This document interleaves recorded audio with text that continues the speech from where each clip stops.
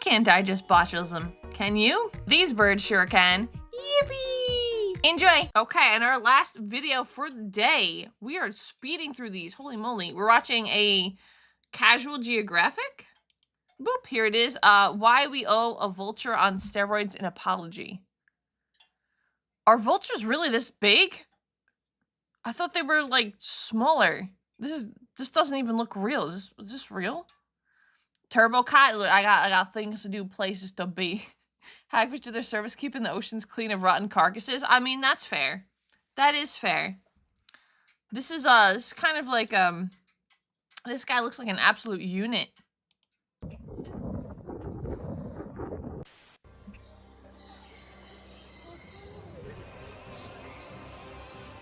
Why is this one fluffy? Also, this seems a little quiet. I might need to raise the volume a little bit. Don't be scared. He's just a baby. He will get bigger. He's just a baby. Vultures get big? I didn't realize they were that big.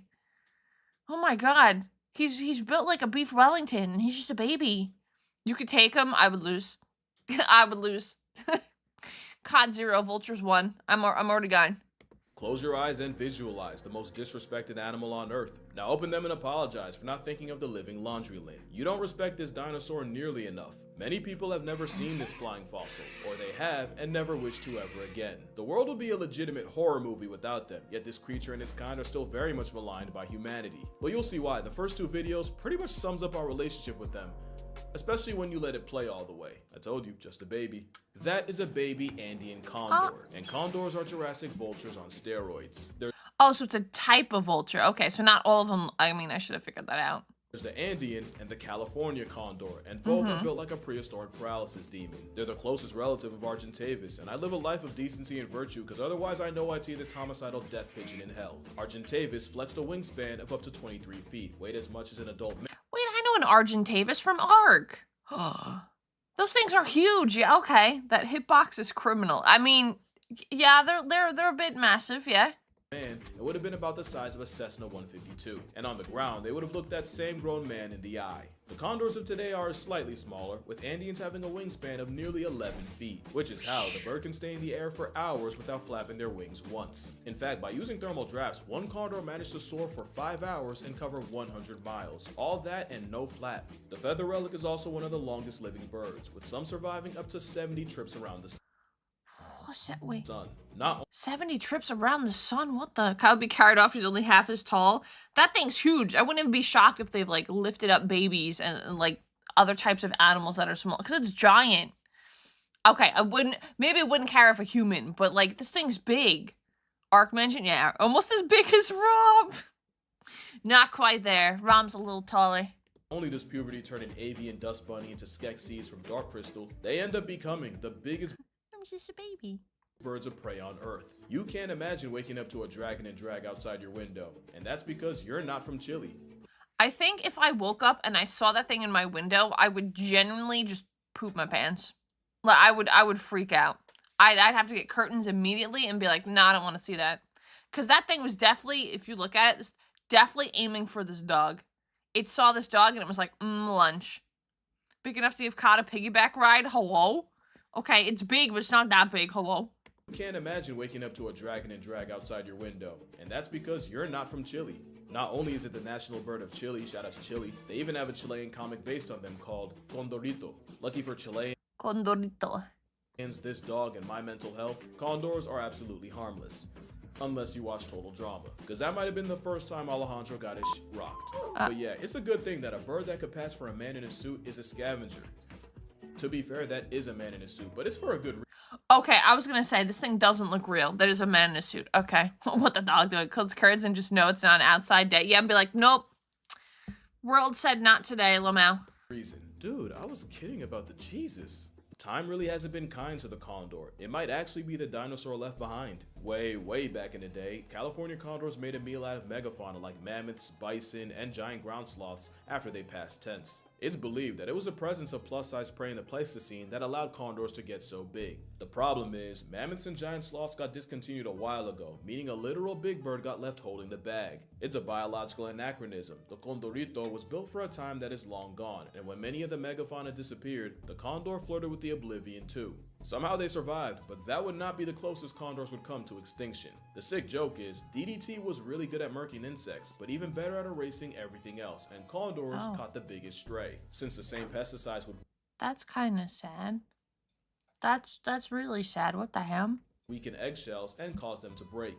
Condors only have one egg every 2 years, and the lint chicken that comes out can take up to 8 to mature, and this painfully slow reproductive rate only made the effects of DDT hit harder. But wait, there's more. As an aerial coffin, many condors die from lead poisoning caused by the bullets hunters leave in the dead.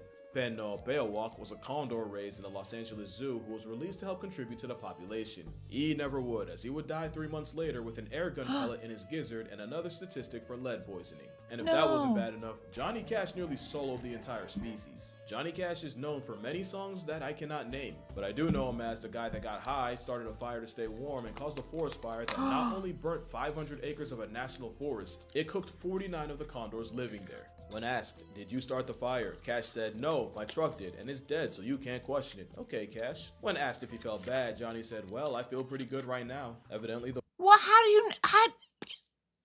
do you feel pretty good right now when you know you just hurt like a species? Hello? forest wasn't the only thing that got blazed, and when the judge reminded him of his hate crime towards condors, Cash asked, why should he care? After the federal government took $125,000 worth of care out of his account, he got his answer. Also, I lied. I can name one song, Ring of Fire. No currency could bring the condors back though, and years of getting jumped by DDT, lead poisonings, and human hubris had the California condor population down all the way to 27 left in the world by 1987.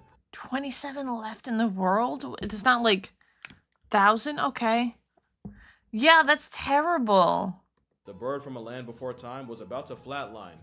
That is until folks finally decided to step up. For all the damage done to the condor, humanity came in clutch for the cause. They went all out, first by capturing all the wild condors left, and when they were done, every condor alive was in captivity. Then they really put in work. Condor eggs have a longer release time than a Spider-Verse movie, but a biohack is that condors will often lay a second, even third egg if the first one is removed. So the strat was to collect condor eggs for caretakers to raise themselves.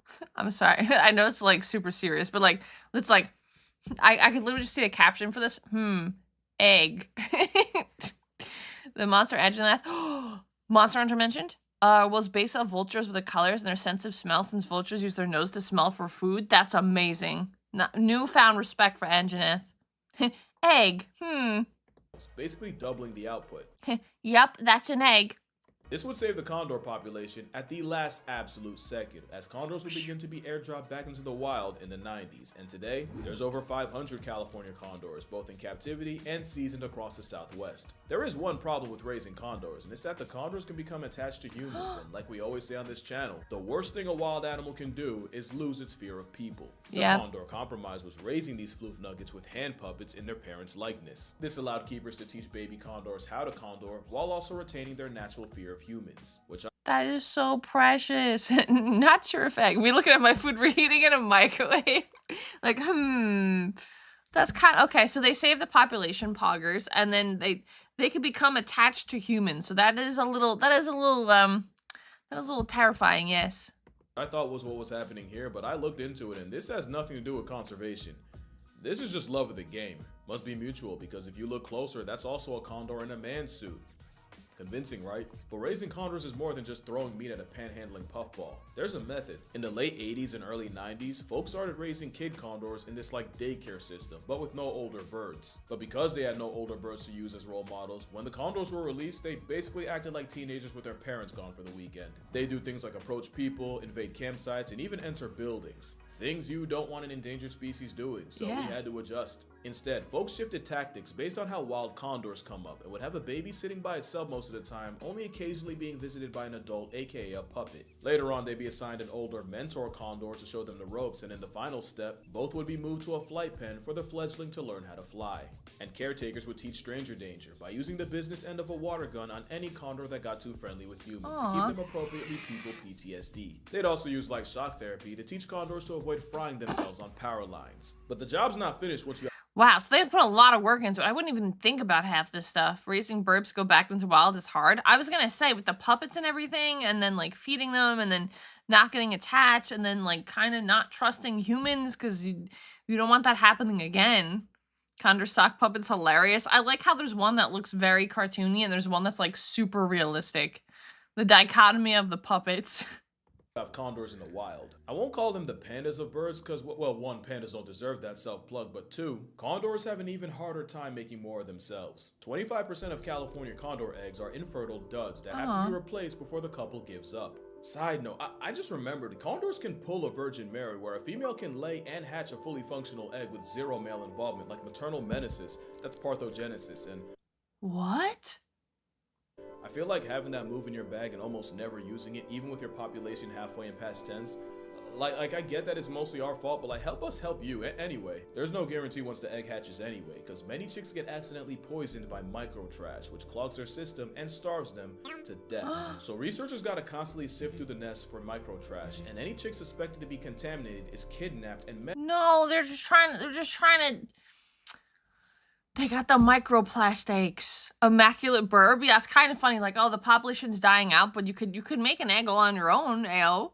Medevaced for surgery, which also means someone has to camp by the nest for 24 hours and keep the parents from coming home to an empty one and abandoning it. Gatekeeping a dragon from its child for a day sounds more like a Mr. Beast challenge than a way to spend your zoology degree. If a released condor can avoid lead poisoning, pollution, and getting deep fried on power lines, it'll roam the skies for decades and hopefully make many more condors along the way.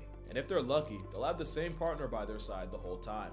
Condors do not get enough credit for how loyal they are. The symbol of unity can have a 5% divorce rate, and a penguin can propose with his best pebble and still get cheated on. But for the most part, a condor will see another condor and just spend the next 40 years making it work.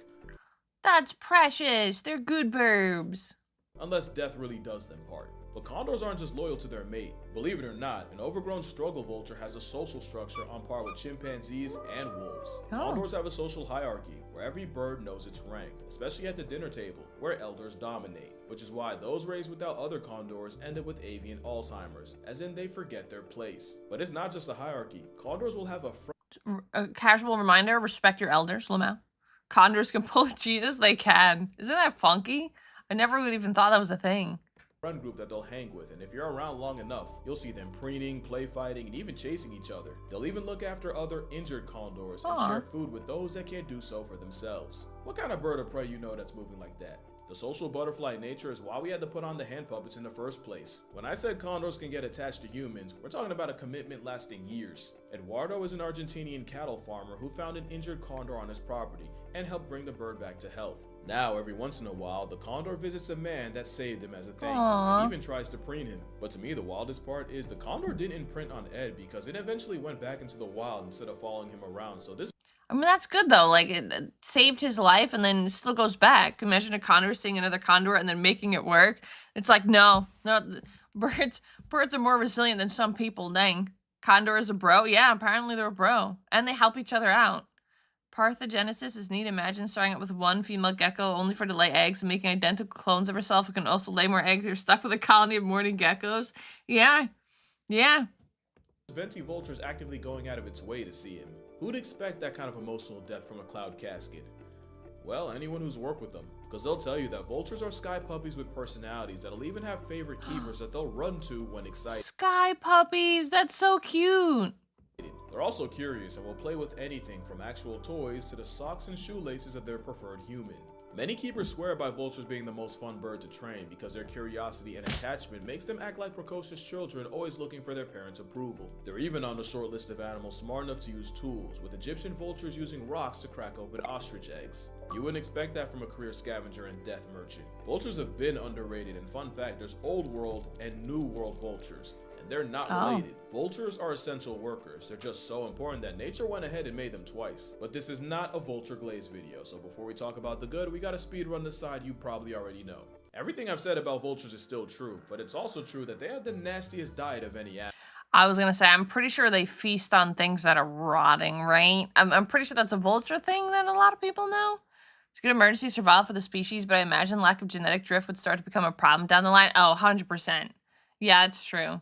So we can make the giant bird French. Oh, we can make them French-shaped. They could like hang out with us and vibe. Animal. They'll eat the foulest, most putrid piece of meat like a kid eats candy, and having a weak beak and feet means they'll break into a body from the worst half. Which is why vultures are bald. No point in having feathers when you're going to be neck deep in a dead buffalo. Being bald also helps with temperature. So does another thing they do. Vultures practice urohydrosis, where they'll leak liquid nasty all over their legs to cool off like sweat. So if you see a vulture with ashy feet, now you know. Also, some vultures will weaponize their diet, as turkey vultures will projectile vomit sewer-smelling foulness I can't even imagine. Or maybe I just don't want to. Especially if I feel like I've heard of the vomit thing before. Rotting, disease, and otherwise nasty. They're the cleanup crew of the wild. Yeah, they're just cleaning up. They're like, funky little snack. And we're like, oh my gosh, wow. Do they, I feel like I've heard, like, I don't know if it's a rumor or not, that they eat the bones too, or do they leave the bones? I feel like that's something that I've heard. they spray you in the eyes, and if it hits feathers, the acid nerfs the ability to fly. That's not the most offensive thing vultures do. Contrary to popular belief, black vultures will camp out in flock around sheep giving birth and immediately swarm the newborn, gouging the eyes out and eating the blind lamb alive. Okay, that's not nice, vultures. That's not nice. Picture looks like you just heard something so offensive towards vultures. Oh no. They do crazy stomach acid power. Yeah, and they just vomit it up. That's quirky. They're like the bodies that take the forever sleep. Oh, the forever sleep. There's some species that basically only eat only bones. Oh, really? Bearded vulture actually eats mainly bones. Okay, so it's actually real. Okay, I wasn't sure if that was like a myth or something. Not even mentioning what vultures do to the economy. You do know vulture vomit and dookie juice can cause power outages when they pile up on transmission towers, and that vulture curiosity can send your car insurance into Vomits cutely takes out your power. the stratosphere, as necro-tweeties are liable to scratch paint, rip rubber seals and wipers off cars, and even tear the vinyl seat covers from boats and tractors. That's not as bad as the possibility of them contaminating water sources with their acidic feces when the coliform bacteria from it invades water towers or reservoirs. Not to mention, being the highest flying bird can backfire when they join the Mile High Club after getting rear-ended by a plane engine, which makes vultures, in terms of damage, one of the costliest animals in America, estimated to cause about $3 million and $1.2 million in damages to military and civil aircrafts respectively. Okay, so they have a couple flaws. It's fine. They're trying their best. When you add the dent they leave in infrastructure and livestock, vultures are capable of burning a multi-million-dollar hole in the economy. But the real damage is to the economy of your social life. Let a guest see, smell, or otherwise perceive a committee of vultures on your property, and that might just be the last time they ever come over. But most people would probably forgive all of that if they weren't so ugly. So it's not They're okay. They're just a little special. hard to see how people see a vulture and see nothing but a nuisance. Well, vultures have no business being as OP as they are. Many animals have powerful digestive juices to eat carcasses, but no animal can match a Hades chicken's internal fortitude. Vulture's stomach acid has a pH lower than 1, meaning they can destroy toxins like anthrax and cholera that would one-shot almost anything else. Botulism is considered the most potent natural substance on Earth, as the toxins produced by bacteria attacks the body's nerves, causing muscle paralysis, difficulty breathing, and even death. Let alone the fact some people pay to put that in their face. The vulture's nervous system is resistant to that same bacteria and can also tank the same bacteria that can cause tetanus and gangrene with zero effects. Not to mention, when they're knee-deep in death and decay, leaking liquid on their legs not only cools them, it acts as an antiseptic that kills bacteria on contact. Vultures are what that 0.1% of germs are afraid of, and pathogens like tuberculosis, salmonella, leprosy, and even rabies. Okay, this thing's kind of cool looking, just absorbing the bone, but that's okay. That's cool. That's cool. Rabies meet their end in a vulture's gizzard. Which is a big deal because if you watch this video, another plug, but you know rabies is the disease that scares me the most. The idea of a disease rewiring your brain chemistry for the worse while also making you afraid of water, something that is non-negotiable if you want to live, haunts me. Rabies buries an estimated 70,000 people a year, and with the most common cause of cases being dog bites, it's most destructive in areas with a large stray population, like India. But there's two things India did that gave rabies the green light. First was them criminalizing euthanizing stray dogs, but the main Aw. reason was a complete accident. Diclofenac was a drug used as a painkiller and anti-inflammatory for cattle, but that same drug also caused fatal kidney failure in the vultures that ate them. This did an absolute number on the vulture population. So right when they got them back, oh no. Believe that epidemic's chance of spreading goes down significantly if vultures are present? Oh really? Okay. With many species cut down by 99%. Not only was it one of the fastest collapses of a bird species, the consequences of the sudden disappearance of nature's cleanup crew was predictable, as the number of rabies cases skyrocketed. And you remember what I said about vultures in the economy? Well, the free fall of the vulture population likely led to the deaths of 500,000 people and an economic loss of 70 million, ooh, that's a comma, $70 billion. What? Oh, that's a comma. That's what he meant. I was like, oh, that's a lot of money. Psych, even more money. Since they eat the bodies that still have the disease and so it doesn't spread. Oh, and they kind of contain it. I mean, that's pretty good. So it's good to have vultures. From 2000 to 2005. But don't think it's just India that benefited from a scavenger stimulus package. Anthrax outbreaks are a semi-common occurrence in places like Kruger National Park in South Africa and Virunga National Park in the Congo, especially in places where you can have pool parties that contain more hippo than pool, and these outbreaks can kill up to 100 hippos at a time. Not only that, but these outbreaks can reach humans, as in 2011, over 500 cases of anthrax poisonings in humans were reported after 80-something hippos died of the same. Now imagine the carnage if you didn't have bald-headed equalizers clearing the disease for the free. Like I said, there's a reason nature thought vultures were so nice they made them twice. Vultures also contribute to society in less dramatic ways, as in the 1930s, the Union Oil Company of Texas started putting mercaptan in natural gas, and with turkey vultures often gathering around the smell, they'd use the birds as markers to locate gas leaks. Vultures also act as an alarm. That's crazy, to locate gas leaks too? Wow, okay, yeah, we need the cleanup crew creatures if things would be bad. Yeah, honestly, I'm surprised we don't, like, see these more. It's kind of crazy. Bell for illegal poaching activity, as them circling over an area is like a Batman signal to park rangers. Unfortunately, that has also made them a target for poachers, who purposely try to poison them. Right. Evidently, the only toxin vultures have no answer for is humanity. Like I said, you do not respect vultures nearly enough, and I take back what I said about them being ugly. The griffin vulture mogs any eagle you can think of.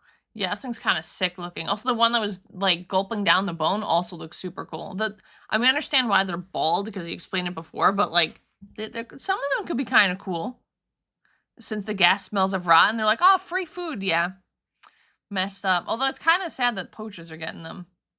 Because they do so much to help, like, man. The bearded vulture is like a Pokemon fire type come to life. This one is super cool. It literally does look like a Pokemon. See a lot of black-headed vultures and turkey vultures in my city. They're always circling the sky or roosting in towers, but they also tend to clean up any roadkill around. Yeah, that's super nice. I mean, they do so much. It's like cool. Bro is T-posing. This one looks so cool. Life. The king vulture is just an ethereal specimen of a bird. That is. Okay, wait, hold on. Sorry. Hold on. We gotta see his face. There's like a Pokemon fire type come to life. The king vulture. Pog! Reaction image chat. That's so cute. Bearded vulture, there's a couple of those that live just above the family house. Oh. The other thing is I wouldn't want them destroying, like, the cars and stuff, but it's a good trade-off. Pog! It's so cute. Vulture is just an ethereal specimen of a bird. That is, if you can ignore the chesticle situation. Oh. And oh, my sweet baby boy. If there are no condors alive, just know that I have died. And that's gonna do it for this video. Make sure you drink water, hug your mother, put some respect on the vulture's game. Shout out to this comment for making me make this video. Acknowledge your father, and I'ma see y'all in the next one. Oh. Oh. He's just a little guy. That's amazing. I still like the Pog one. Where is he? Where's the little Pog guy? No, wait, I want to watch it again. I just want to see the Pog. I want to see the Pog vulture. Poor burbs. Yeah, the disrespect that the vultures get is crazy. This is why Casual Geographic is actually great, bringing, like, attention to things that are just ignored. Gotta love burbs. I'm not gonna lie. I'm a huge fan of pigeons. Vultures are moving on up there. Pog one is great. I want that as my reaction. Thank you so much for watching. If you enjoyed the content, please consider liking and subscribing. If you have any recommendations for future videos, please feel free to leave them in the comments below.